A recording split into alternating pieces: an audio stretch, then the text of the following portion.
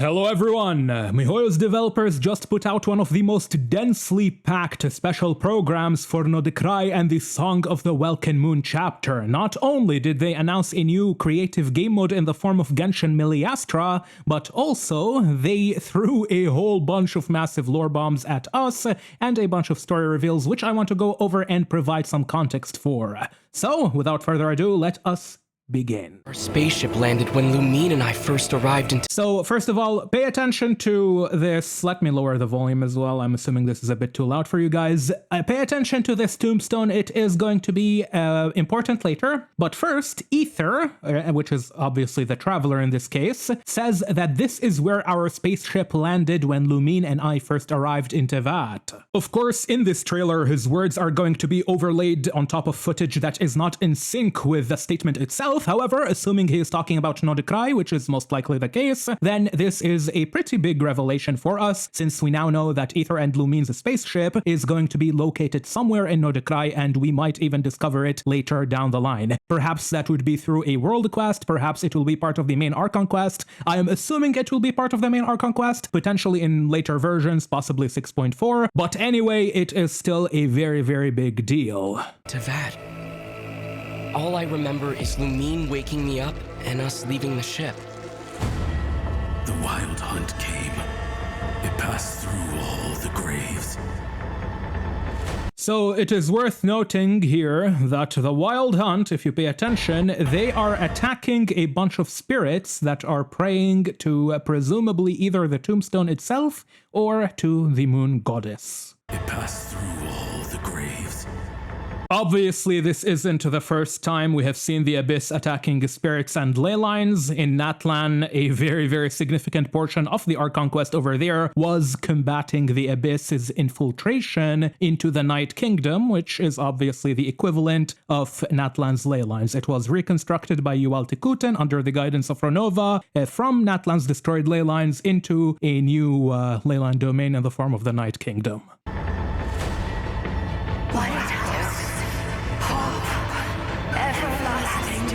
Oh my god, guys, look, these are the sloth hands from the Witch of Envy in Rerir. Oh my god!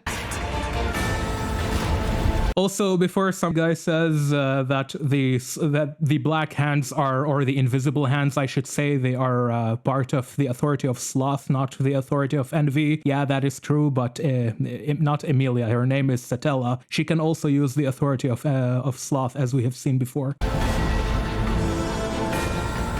That's some unexpected ReZero lore for random viewers right now.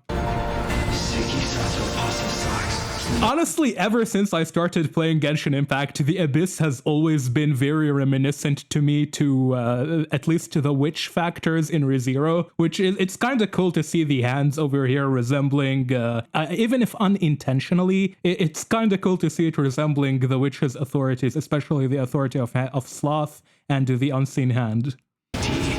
So what's the Abyss saying here? It is saying, let all mortal flesh keep silent before the light. Look upon my flame.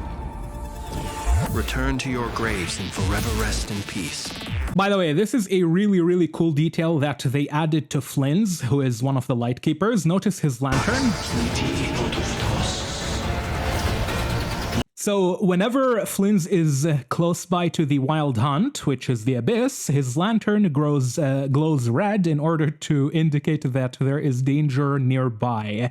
This is a really, really cool detail, and I hope it is not limited to only the Wild Hunt enemies in Nod-Krai, but also all abyssal enemies in Tevat. That would be really cool. Look upon my flame. If it's limited to Nod-Krai, it's gonna be lame.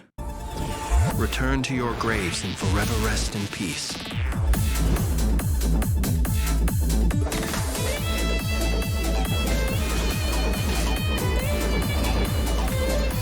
Be silent. If you're wondering how good this character is going to be, Flins, the answer is yes. He is going to be very good. So if you have Inefa, you probably want to get him. He's one of those main DPS units. When I say one of those, I mean like Mavuika and Veresa. He's really good. Not as good as Mavuika, but he's really good, like really, really good. You want him. Hold on, you want him if you have Inefa. If you don't have Inefa, it's kinda iffy. So, of course, he has the aura farming ult.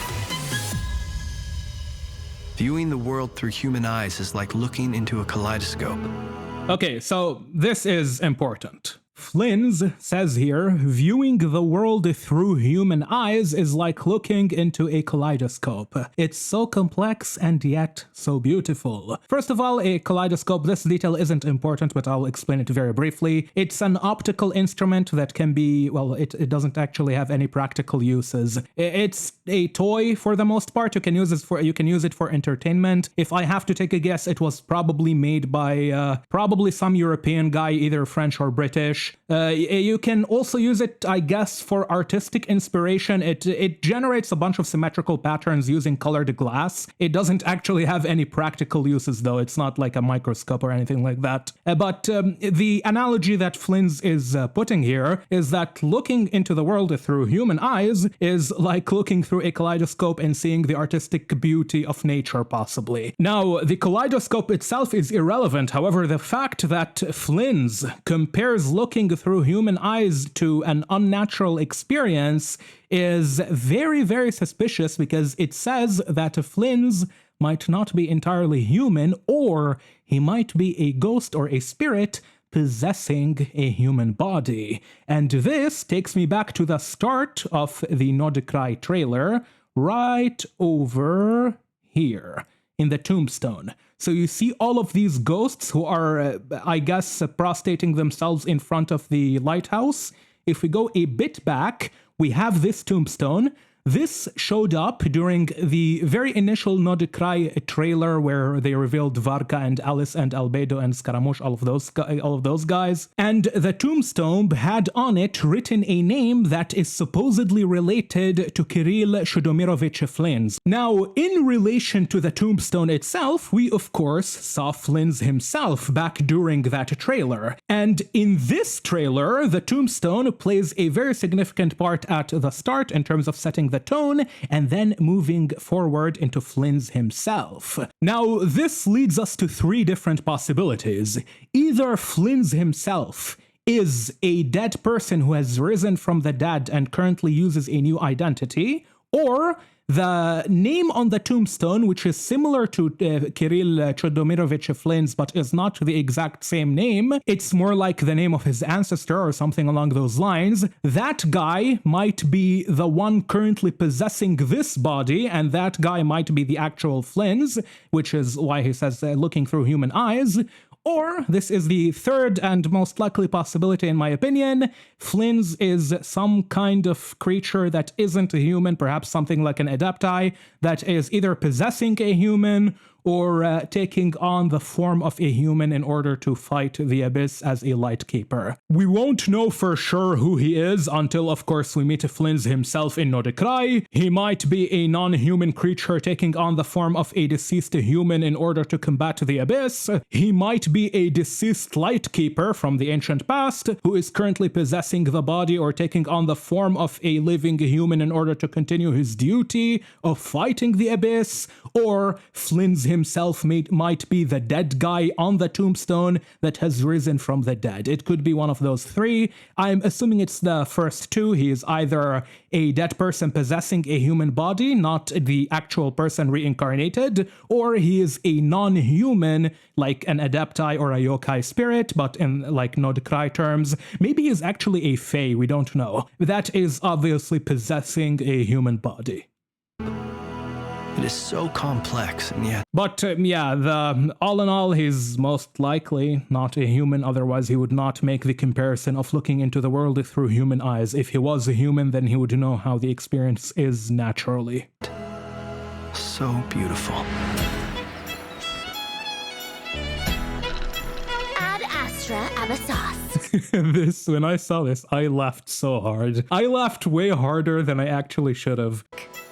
Welcome to Nod-Krai.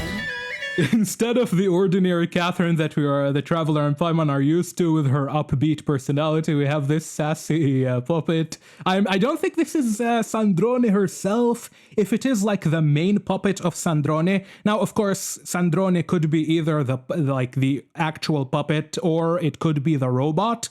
But I think this is one of her puppet variants, not the main one that is usually with the robot. If this is the primary Sandrone puppet, that would be weird. I mean, why would she be waiting for the Traveler unless she is trying to recruit them to her side early on so that the Traveler doesn't end up becoming a problem? We will see. Dominion of the Fatigue. Because keep in mind, Sandrone and Dottore are currently, which makes sense because they are the two smartest, at least in terms of mechanical stuff within the Fatui, they are the two smartest individuals. They are collaborating for Project Stuja and trying to kill a god with Pieros, stuff like that. Please, here you go. And if you ever need anything else, don't forget to make the great Lord Sandrone your the developers already said that Dori, Lord Sangamabe, they already stated that she has a type of shop in Nod-Krai, so this isn't surprising. There's nothing new to add here. first port of call. Interesting.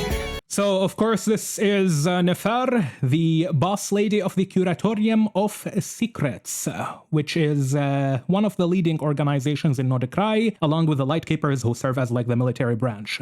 Now, the black cat over here is, of course, Nefer is inspired by the Egyptian queen Nefertiti, who herself most likely worshipped the Egyptian goddess Bastet. And the reason this is important is because Bastet was commonly associated with black cats, like this cute black cat that we see running around in Nod-Krai, and especially along with Nefer herself. I wonder if the black cat is going to be some kind of pet that you get with Nefer, or even a part of Nefer's gameplay. We will see. But yeah, if I'm to give you some fun facts about the Egyptian goddess Bastet, she is a deity of home, fertility. She is also the wife of Ptah, the god Ptah. For those of you who might not be aware, the all-devouring narwhal's file name in Genshin is Ptahur, and Bastet is his wife. Obviously, Nefer herself has very little to do with Bastet. Nefertiti was an Egyptian queen. She likely worshipped the goddess Bastet because she was a popular goddess. However, the black cat is just referencing that idea. Don't think about it too much, it's not that important.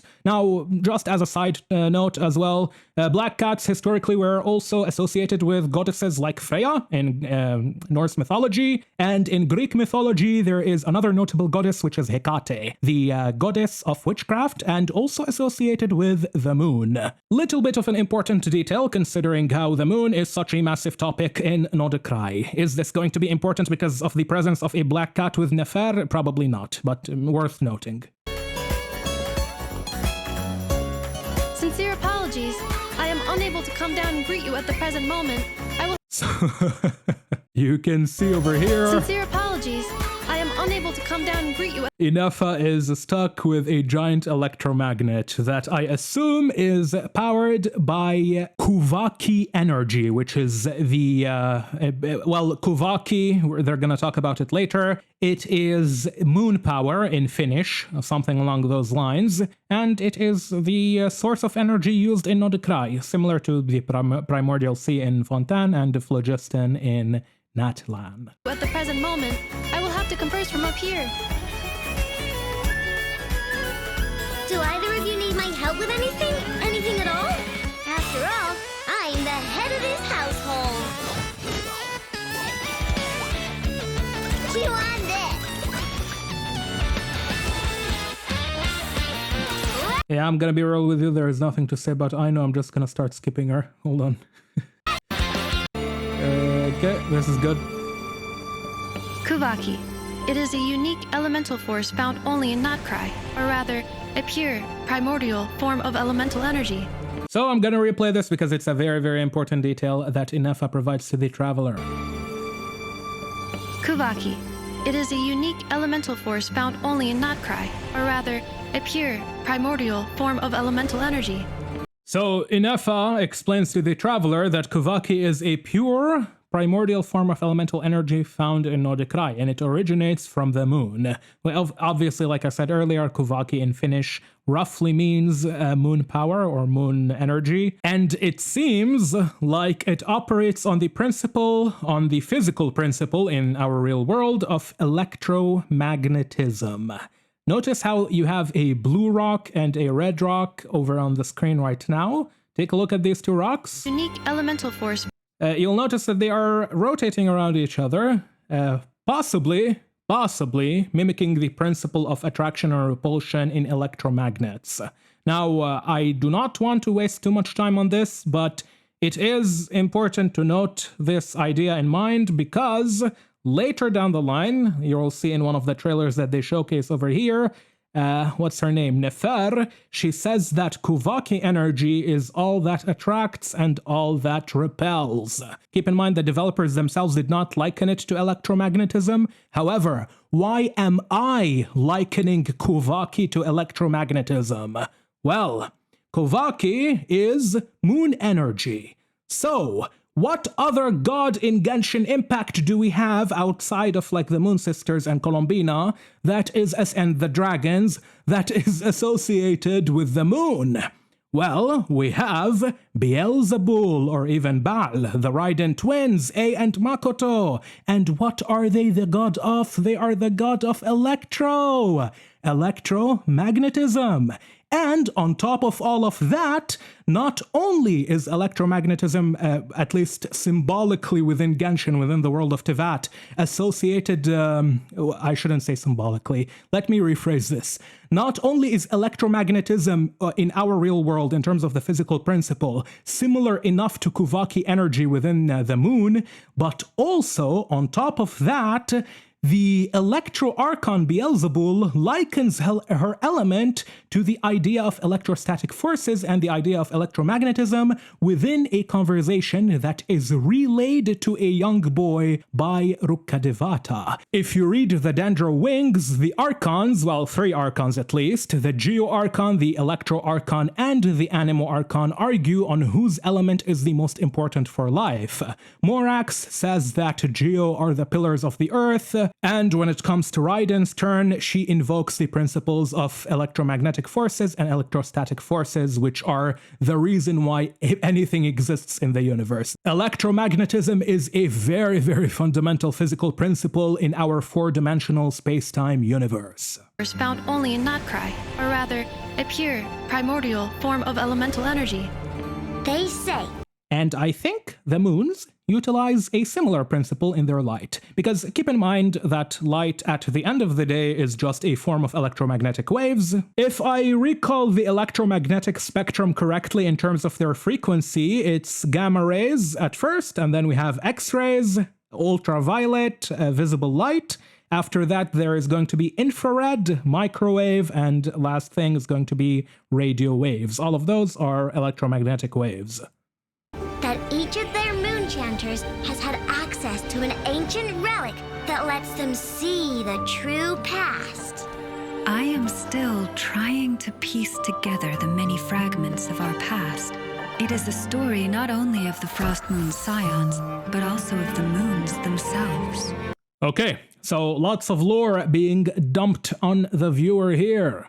What is Aino talking about when she says moon chanters? So, from all of the information provided to us by Hoyoverse and also the game Genshin Impact, we can deduce that the moon chanters are a very special type of priestesses or priests, I'm assuming they're all women, but let's just say priests for now, that are produced by the Frost Moon Scions, descendants of the Hyperborea's inhabitants in the Age of the Golden City, back during the first civilization of the Primordial One. What does all of this mean? Well, first of all, this woman over here, her name is Lauma. She is possibly a moon chantress, most likely, I'm assuming. And if she is a successor to this whole line, then she is going to be some form of a divine child, which might explain why she has a dendro moon wheel, because so far the characters who have moon wheels are very special characters. Inefa did not get a normal vision because she is an ancient dragon from the era of Xiquotl, the era of Nibelung.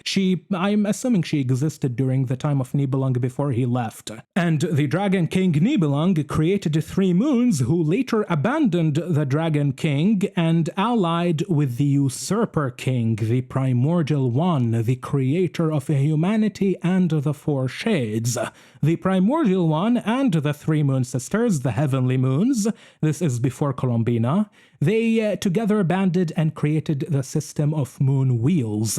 And someone like Inefa, who is of course an ancient dragon, or at least a creation of a very major ancient dragon in the form of Xiquotl, she cannot get a normal, not, I shouldn't say cannot, but she does not deserve to get, it is not of her stature to get a dogshit vision. She gets a moon wheel, which is a much more powerful and much more advanced form of elemental manipulation, which allows her access to moon power. I guess now we can call it Kuvaki. It allows her access to Kuvaki. So the other character who can of course use Moonwheel power is going to be Flins, and we already know that Flins is not a normal human. This is very, very, very strongly implied earlier, and I already talked about it. So someone like Lauma, who is a Moonchantress, she might be a blessed child, something not too different from the Sun Children that we saw in Enkanomiya.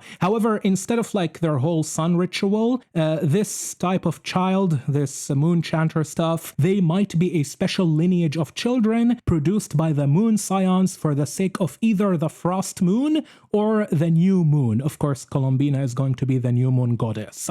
I assume it's the Frost Moon, not the New Moon, unless the two are related. We will see. But yeah, Lauma is likely one of those children, and this might explain why she has a more powerful version of a vision.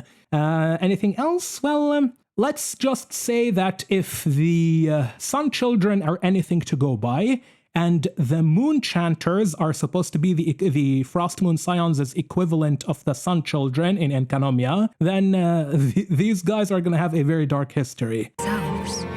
We Frost Moon Scions are the last Oh, and before someone misunderstands me, of course, what whoever's are gonna do here is that they are likely going to give them a dark history in the past, but then the Frost Moon Scions of today are either going to be a separatist organization or a separatist movement from the more rigid ancient ones, or they are going to be the descendants of the ancient ones who have learned from the mistakes of the past and saw the error of their ways, and they are now more in tune with nature and less religiously fanatical, I suppose. Descendants of The reason they have to do this is because they have to sell the character. Most people are not going to buy a character that has some kind of well, I shouldn't say most people, it's mainly gacha players. Most gacha players who are here to play with a waifu and buy a waifu as a product because like this is how they think, they are not going to spend money on a character that has visible negative impacts to the environment around them. So the waifu has to be at some surface level. She has to be kind of wholesome and relatable, kinda, to the character. This is why Farina sold so much also, and characters like Hu Tao and stuff like that. The developers tend to try as much as possible to disassociate any negative actions that those characters take from what is presented within the story, because they cannot do that. Like, you have to sell the character, you have to maximize the revenue to as many people as possible. So no matter how dark the character's backstory is, or no matter how a character might be morally questionable, you absolutely cannot show that moral questionability within the confines of what is presented to the audience who are going to spend money on that character. And it makes sense, by the way. If I'm in Hoyoverse's shoes and I'm trying to maximize the revenue in order to generate as much money for my company, I'm going to do that. the ancient golden realm of Hyperborea. Follow me and bask in the soft light of the moon.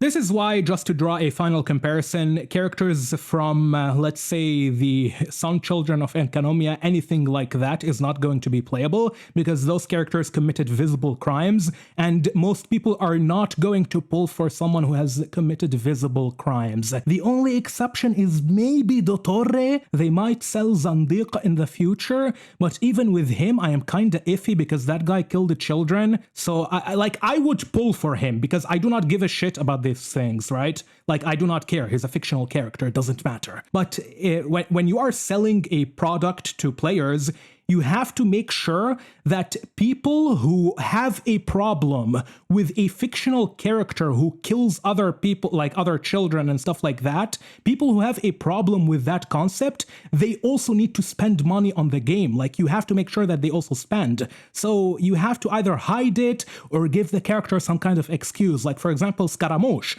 We know Scaramouche committed a lot of crimes. He killed a bunch of people. Some crimes were kinda... Well, hold on. If they are justified, they would not be crimes, no. Well, some of his actions, some of the bad things he did were somewhat justified. Some of them were just outright crimes, just murder, which is the most evil thing you can do, by the way. What they did later down the line is that they erased his memories, which gives them like some kind of excuse to sell the character to more people.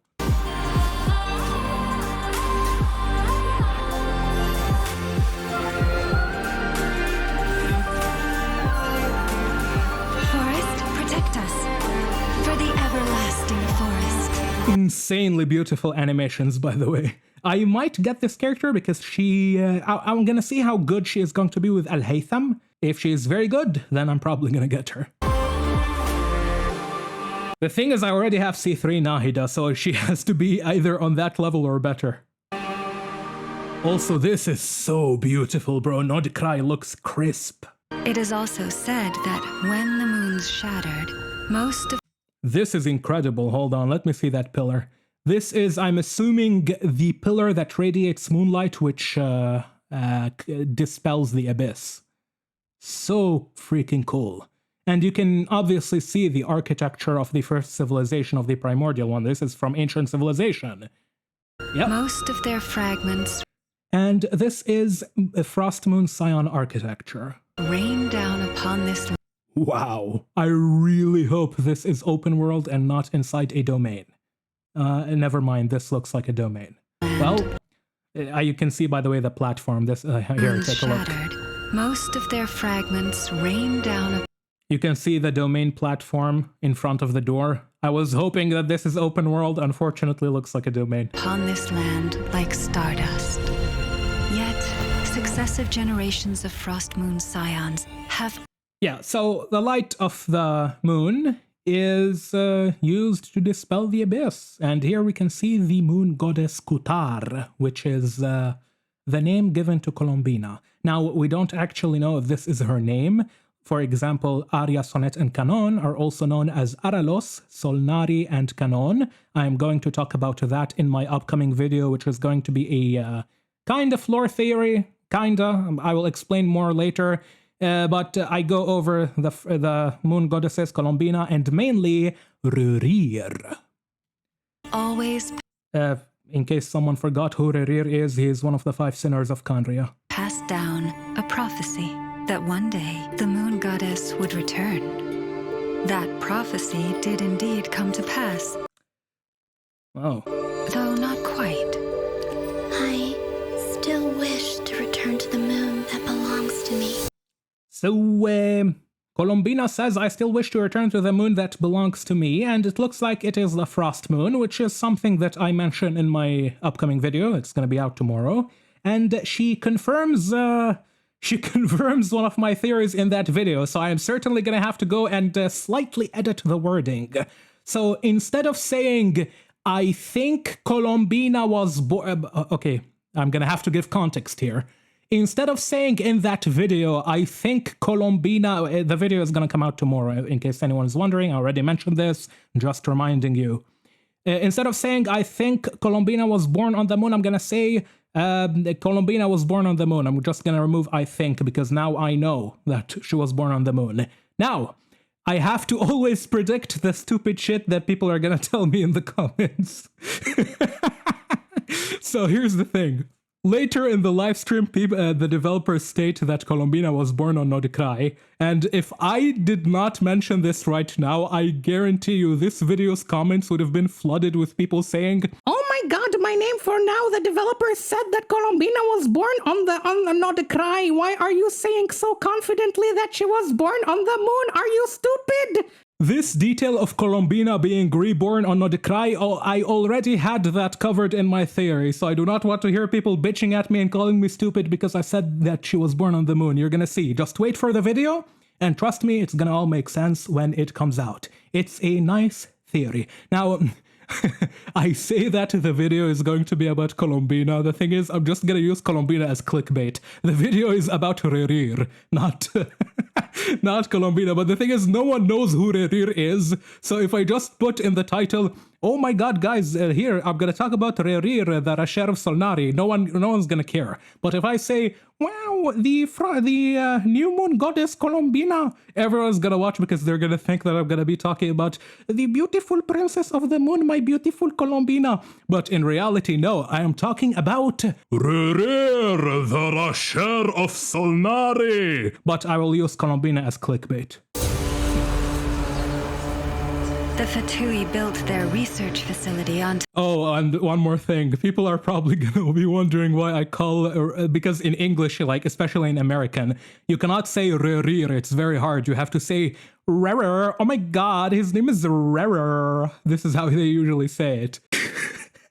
Oh my god, why is he saying Rerir wrong? The thing is, I'm not saying Rerir wrong. His name is Rerir, the Rerir of Solnari. You have to say it like a real man. Not Rerir, okay? It's not Rerir, it's Rerir. Anyway, I'm just gonna stop fucking around. Let's continue with the video. Top of the remnant over on Paha Isle, but they've had their sights set on the one here, too. The sacred relic of the Frost Moon Scions. It's been stolen. Today's encounter is merely a courtesy call, a friendly warning, if you will. I strongly advise you not to stand in the Fatui's way. The Frost Moon Scions will never hand over anything to the Fatui. So it looks like Chapter Luna 1, which is just a fancy way of saying version 6.0 to 6.1. It is going to involve a major conflict between the Fatui, especially the faction of, what's her name, Marionette, and the Frost Moon Scions. They likely want to grab a bunch of special artifacts from the Frost Moon Scions, possibly even Columbina herself, if Columbina is hiding away from the Fatui, which is very strongly implied in this special program. With your blood, we shall draw an inviolable line in the snow. No irregularities detected in the duct. You're This is really cool. wrong. Just because Nod-Krai lacks a ruler at present. This Kovaki cannon right here is stated to be built, or at least partially built, by Aino, and it is going to be using Kovaki energy, as you can tell by the name, to destroy the Wild Hunt, which is the common enemy of everyone on Nod-Krai, including the Fatui, the Light Keepers, the Traveler, the Voynich Guild, and the Frost Moon Scions. That does not mean it should not be ruled. We Fatui are simply establishing a new order. Kuvaki ammunition fully loaded. Assessing risk level maximum. Ooh. The Curatorium of Secrets has always... So here's the thing. It looks almost like Sandrone is tanking the hit from the Kuvaki cannon, which is crazy. Now, he is the seventh, or they are the seventh Fatui Harbinger. They're not that strong compared to everything we have seen so far, because the Traveler defeated Signora in a 1v1, and she is number 8. She is just slightly weaker than Sandrone. And Tartaglia is number 11. We have already fought him at least twice in the game. And then, well, we fought him once, but one serious time, one was sparring. And then we have Arlecchino, who was number 4, and the Traveler lost to her in a fight. Granted, the Traveler was like fucking around in that fight, but he still lost to Arlecchino. So the Traveler should be around the level of either Scaramouche or Pulcinella. By Guide by Apollo. But yeah, it is. I'm not sure if this is like a very smart cut by the developers where they kind of bait us into thinking that Sandrone is tanking the Kovaki cannon, but he's not actually the target, or if the cannon is being fired at Sandrone. Ammunition fully loaded. Assessing risk level maximum. Because look, the cannon shoots, and then they cut to Sandrone. Now, this could be a deceptive cut, right? This might not be them shooting at Sandrone. They might be shooting at the Abyss. But they cut to him, and then he's doing like this Dragon Ball Z, getting ready to tank the attack, and here we see something tanking the Kovaki cannon. We don't know if it is Sandrone himself. Like, look, it might, yeah, they might be firing at him. That's so weird. Guide by a policy of strict neutrality. We do not take sides with any faction in Nod-Krai. Well, hold on, you know what? They're attacking the Fatui. It looks like they are actually firing at Sandrone. Well, this is interesting. This certainly looks super hype. Also, holy shit, the shouting is so loud. Let me lower this. We can see the Abyss, the Traveler siblings are meeting here, which is super interesting. We already saw Lumine or Aether, depending on who you chose, in Natlan recently. The Archon quest with Diridith. The Traveler gave her their key for the spaceship, and then she took the spaceship's hibernation chamber key to the Abyss sibling, and thanks to her, along with the intervention of likely Istaroth and Asmodee, the events of the game play out as they are right now.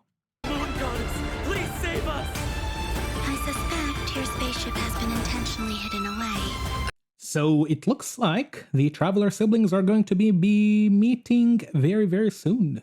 Sooner than expected. Are you wondering if your sister might be in cahoots with the Fatui? I'm not asking you to trust me.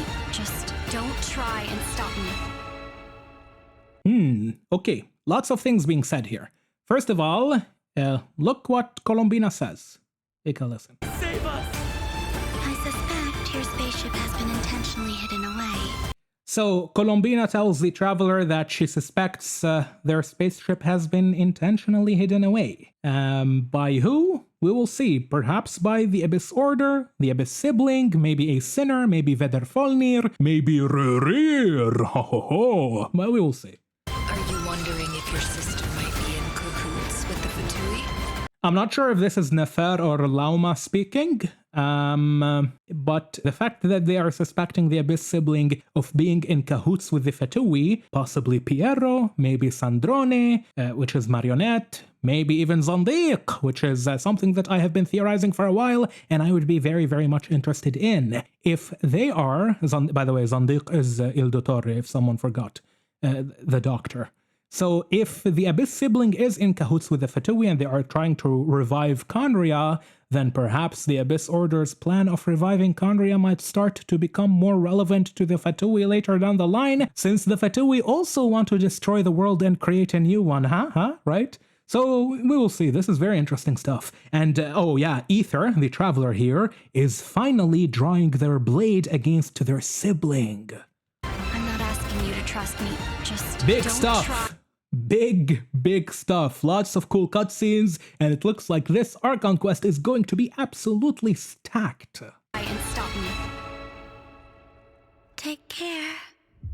The moon can be treacherous.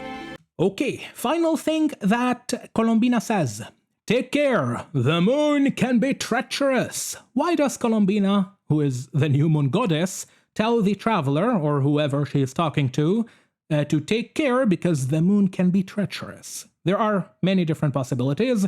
Either this is some kind of like metaphor or analogy or warning or religious reciting that she's saying. For example, let's say the Traveler is going to fight the Abyss, and you need the moonlight because, again, the Light Keepers utilize moonlight fire in order to quell the Abyss. We know that the moonlight's energy can counter the Abyss. This has been hinted at in the game and in the story. So if the moonlight is necessary to counter the Abyss and the moonlight grants some form of protection against the Abyss, if there are, for example, clouds, then you have to be careful, because if there are clouds, then the moonlight is not going to be casting above you the veil of protection against the Abyss. So in this sense, the moonlight can be treacherous. However, there is another interpretation, which is my preferred one, and Columbina here, when she says, look, Take care. The moon can be treacherous. So when she says the moon can be treacherous, she might be invoking the fact that the Moon Sisters betrayed the Dragon King Nibelung in treason and treachery and allied themselves with the Usurper King, the Primordial One. I think she might be referring to that, because the Moon Sisters, at the end of the day, they initially belonged to the Dragon King. They were created by him, he lifted them from the earth, and established in the heavens at least 3 moons. We know that Columbina is somewhat of a either 4th moon or a reincarnation of one of the moons or a product of one of the moons. I will talk about that in the upcoming video again tomorrow. But regardless of what she herself is, the moons at the end of the day abandoned the dragons. Now, we don't know if they intentionally betrayed the dragons, but the fact that Inefa, the 11th Lord, whichever one she was, I think she was Ishraklapuhichu Ekbuluk. She states that the moons abandoned us, abandoned the dragons, and left to ally or side with the Usurper King, the Primordial One. Now, abandonment isn't the same as treason, they're not exactly synonymous. However, from the perspective of the dragons, this abandonment can be interpreted as the Moon Sisters enacting treason upon their kind and allying with an alien invader. I suspect there is more to the story. Perhaps they saw something in the Primordial One which the other sovereigns did not see, and so they allied themselves with the Primordial One. Perhaps they were forced, perhaps they were tricked, perhaps they were enslaved by the Primordial One. We don't know what exactly happened, but regardless of the actual truth, it is undeniable that to the dragons, to most of the ancient dragons, they saw the abandonment of the Moon Sisters as a form of treason. So, Columbina might be making fun of the Moon Sisters here and telling the traveler to be careful because they can be treacherous. After all, they betrayed their king and their father and allied with an alien invader. Needless to say, I am super excited for Nod-Krai. It looks really, really cool, and there is one more trailer that they show us over here. Let's take a look. Hold on. Once again, the Black Cat, very beautiful. Oh, and also, on the topic of the Black Cat, Scaramouche, who is going to be playing a part in the Nod-Krai Song of the Welkin Moon chapter, he is also a Black Cat, at least in Nahida's allegory. And he is also associated with the moon. In ways, I was going to say I will talk about him in the upcoming video. I'm not really going to talk about him, but I will be talking about Nahida's analogy.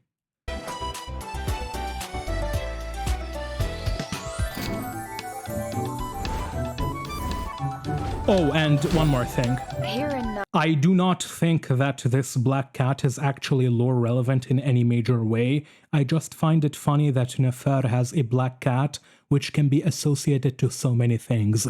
Earlier I mentioned the Egyptian goddess Bastet, which Nefertiti worshipped, and then we also have the idea of Scaramouche. He also was shown as a Black Cat in Nahida's analogy with the moon, and Nahida herself likens herself to the moon as well. She says, "I am just the moon, the sun itself is long gone." This analogy of Nahida can also be associated with the mural in what's the name of the island?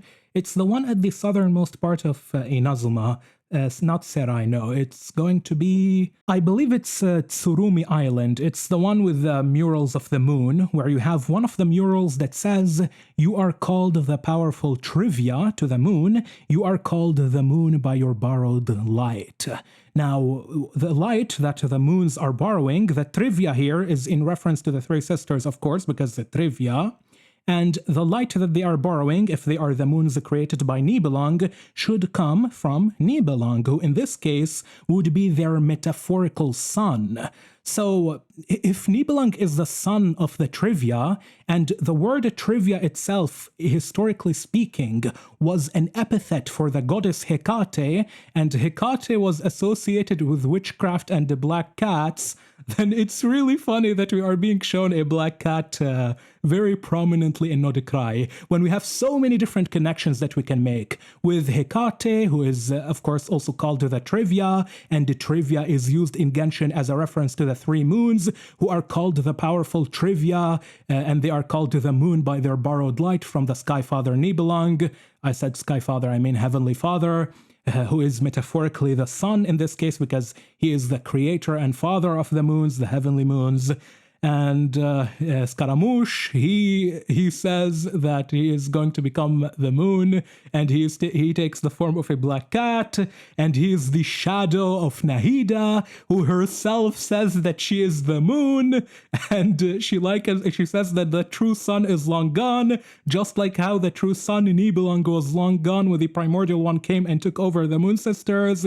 And then you have the fact that, I'm going to talk about Raiden tomorrow, don't worry about that. Lots of different cool connections. However, all things considered, I think this is a coincidence. It's extremely difficult for the developers to have made something this intricate intentionally. So yeah, let's continue. Nod-Krai. The power of Kuvaki is not to be underestimated. Oh, if you are wondering, I think that the Traveler is going to be bestowed the power of the moon from Columbina later down the line. When Columbina ascends into a moon, she is currently not the new moon, but when she ascends, she's most likely going to ascend. Like, here's the thing. She might fail, but saying that Columbina is going to fail her ascension is like saying Naruto is not going to become Hokage. Like, that's so fucking stupid. We all know that she will 100% ascend. This is a semi-shonen-like story where the good guys always win. The bad guys are never going to succeed. They might get little small wins, but ultimately they're gonna be destroyed and the good guys will be victorious. So Naruto became Hokage. Columbina will become the new moon, and when she does become the new moon, she will grant the Traveler lunar power. Which I guess, well, here's the thing, I have to get used to calling it Kuvaki. It sets machines in motion.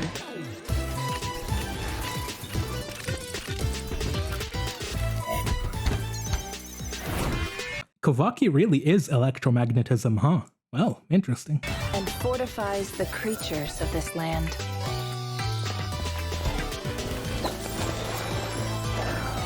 Oh, and if you're wondering which element is going to gain Kuvaki, I think it's going to be either, for the Traveler, I think it's going to be either Hydro, which is the one that needs the buff the most, or Pyro.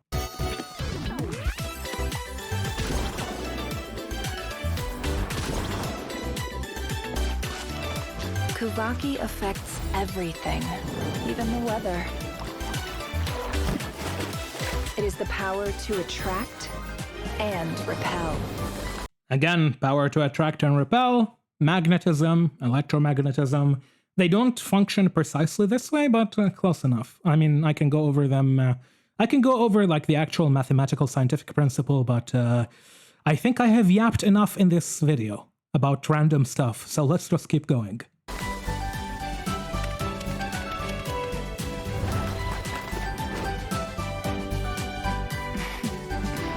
Of course. That's just the beginning of the story.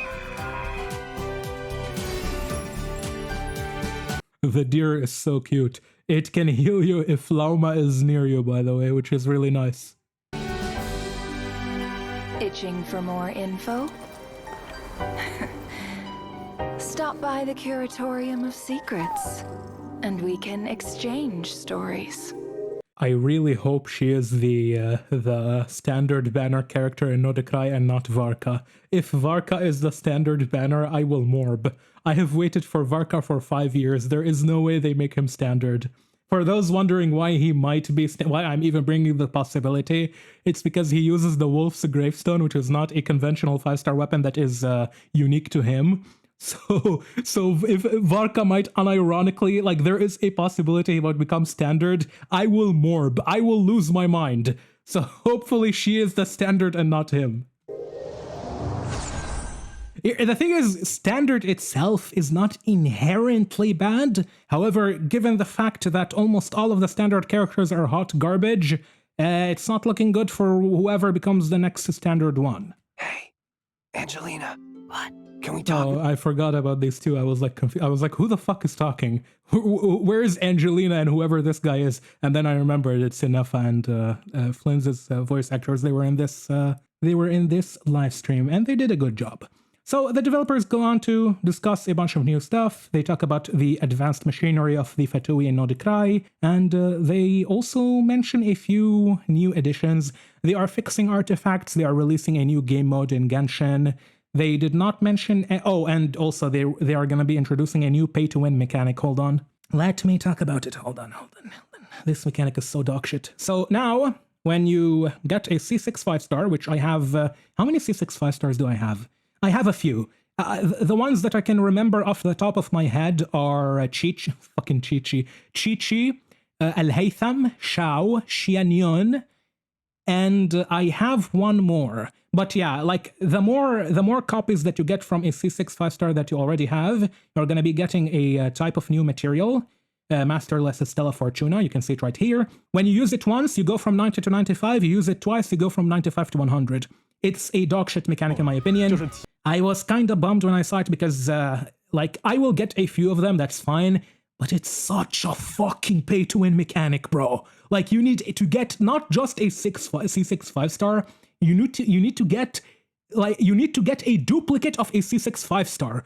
That is insane whale. This is Leviathan type of stuff. This is so disgustingly bad. Holy shit, it's so bad. It's so bad. I don't think they should have added this mechanic. If they gave more wishes, that would have been better, honestly. Or maybe even pets. Like, if they gave pets cosmetics, I would not mind. However, this is something that will directly give me and other people who have, like, multi copies of C6 5-stars and a numerical advantage in terms of gameplay over other people. And I know, look, Genshin is not a multiplayer game. You never are going to actually have this negatively impact other people in practice. However, this is something that you will not be able to actually, like, access unless you are a whale or you are someone who has invested so many pulls into one character, and that character has to be a 5-star, not a 4-star. So, I don't know. I think people are going to find a way to defend it. Genshin players always find a way to suck Hoyoverse's dick. They always do. There are 3 realities in life: death, taxes, and Hoyo dick riders. Someone is gonna find a way to defend Hoyoverse on this thing. And bro, the thing is, these people are such NPCs, I can already predict the skeletal structure of their argument. It's gonna be something along these lines. Wow, Dragon MJE, you're so ungrateful. I've been playing Genshin Impact for over 4 years, and I have C6 Diluc, C6 Jean, C6 Chi-Chi. At least now, when I lose the 50-50, I get to level up my other characters to level 100. Why are you being so hard and negative on the developers when they're trying to improve the game? What the fuck? And I hope you guys can see the major logical flaws in this argument. It's so dog shit. But what else could they possibly say? You know what? I don't even give a fuck. Let's move on. Overall, though, they do also add some beneficial stuff, like you get this thing where you can, over time, accumulate points, and then you can spend the points to get a character constellation. I believe they said you can get 4 per year, so not bad. You can get with it constellations for your characters. If you have, let's see, Citlali? Get Citlali C2! It is broken, guys! Get Citlali C2. She is already probably the best character in the game right now. Get Mavuika C1 and C2, if you can. And Flins, if you can get his constellations, also get them. Flins' constellations are broken, and Flins himself is just so fucking good. So get Flins' stuff. Also, before you pull Flins, make sure you have Inefa. He really needs her. It's a big difference. So if you have Flins, get his cons. If you have Citlali, get hers. Same thing with Mavuika. Who else? Shilonen? Yeah, Shilonen is not too bad. Don't waste these constellations on bad units, though. Be careful. Get Mavuika, get Citlali. Actually, are they even an option? Let me see. Hold on. Are they an option? because I wonder if it's only the characters they show right here. I really hope, so maybe this is the characters that this person owns. Hopefully it's not like you have to wait for a certain period until the character becomes old enough, like 2 years, which, let me translate this to you. You have to wait until the character becomes power crept until they add them here. That would suck. So if, bro, oh my god, it looks like that is the case. It looks like you have to wait until the character is power crept. So if they add Mavuika and Citlali and Shilonen and Flins early on, make sure to select them. Otherwise, it's such a dogshit mechanic, I don't even give a fuck about it. I'm gonna be real with you. Like, if they limit you from getting Mavuika cons, if they limit you from getting Citlali cons, if they limit you from getting Flins cons, or like Mualani, Kinich cons, then it's not that good. Because who are you gonna get? Like, here's the thing. Tartaglia Constellation is absolute garbage. Chi-Chi, do not make me laugh. Shao, do not make me laugh. Keqing, her constellation is absolute garbage. Klee, do not make me laugh, please. People are gonna say C2 Klee. It's not that good, bro. Kamisato Ayaka, her C1 is absolute garbage. Her C2 is fine. Ganyu, actually her constellations are good, but like she's not that good anymore. Mona, don't make me laugh. Ito, meh, not that good. So like these are not insane constellations. I hope this is not time gated, but this is like his account, and the guy is like he somehow did not pull anything from Fontaine or Natlan. Hopefully this is the case, and yeah, then this system would be good. But if characters like Furina, well, Furina, not really. If characters like Citlali, Mavuika, Flins, Mualani, Shilonen, if they are not in this system, it's way worse than I expected. However, if Mavuika and Citlali and Shilonen and Mualani and stuff like, and even Flins, if they are in this system, then ho ho ho, you have very good stuff to pull for or select. 因此，你可以免费获取一颗它的命星啊，没错，在星。I love how the developers are like trying to hype this up. Hopefully they don't fuck it up. Hopefully it's generous. Also, look, Columbina is appearing with the other Archons, which is very cool. The other Archons minus Furina. She's not an Archon, she's a human. Fossilors, rest in peace, you did well. So, Columbina is not an Archon either, but she's like the equivalent. She's the new moon goddess. And Furina is filling in for Fossilors. We have the Travelers and Paimon as well. Yeah, they did say that they are going to be releasing a new anniversary trailer on September 28 for those who care. And over here, they throw on a very, very beautiful soundtrack, which I assume is going to be the primary Nod-Krai soundtrack, or Song of the Welcome Moon soundtrack. And here is the new game mode that they reveal, which is called Genshin Impact. What is it? Miliastra. Yeah, Miliastra game mode, which was a creative game mode that will be coming out later down the line. Looks cool. Do I really care about it? We will see. I might use it for filming purposes. It might be useful for that. But other than that, yeah, that's it. That's the whole thing. All in all, though, I think I have yapped enough. Like I told you, I am looking forward to Nod-Krai. The livestream looked very, very good. The developers shared some interesting stuff. Some of the things that they added, like, for example, the constellation stuff, if you have C6 of a character, and then you can obtain a Masterless Stella Fortuna to level them up from 95 to 100. I'm kind of iffy on it. Hopefully they fix it in the future and make it more accessible to more people. Otherwise, in terms of like lore and actual exploration, Nod-Krai looks absolutely beautiful. The music is 10 out of 10. Genshin's music is always just freaking good. Combat looks interesting enough, and yeah, I'm excited. At any rate, I have to go adjust some parts of my video, so instead of saying I think Columbina belongs to the moon, now I'm gonna say I know Columbina belongs to the moon. I know, and enough.